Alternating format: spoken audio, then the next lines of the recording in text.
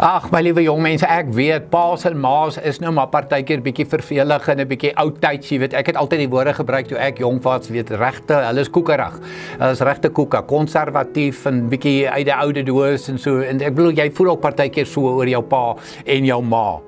Dit voel of hulle bietjie lank aan die slaap was en bietjie die lewe gemis het en so aan. Maar hoor wat sê die wyse Salomo vir jou in Spreuke 4 vers 1 en 2. Kinders, neem die opvoeding wat 'n vader julle gee ter harte. Slaan daarop ag, sodat julle kan leer wat insig is.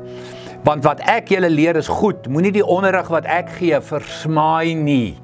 So 'n pa en 'n ma mag dalk so 'n bietjie oudtyds dink en so 'n bietjie oudtyds wees en jy mag dalk dink hulle is bietjie vas aan die slaap gewees vir lank en hulle mis so 'n bietjie die moderne en die gewone lewe.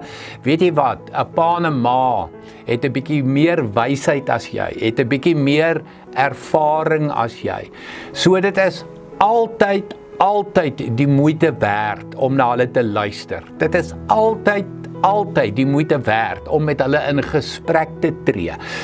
Altyd die moeite werd om na hulle op te kyk, raad te vra, 'n opinie te vra, 'n mening te vra, want dit gaan jou help om te groei in wysheid. Dit gaan jou help om te groei in jou eie persoonlike lewe.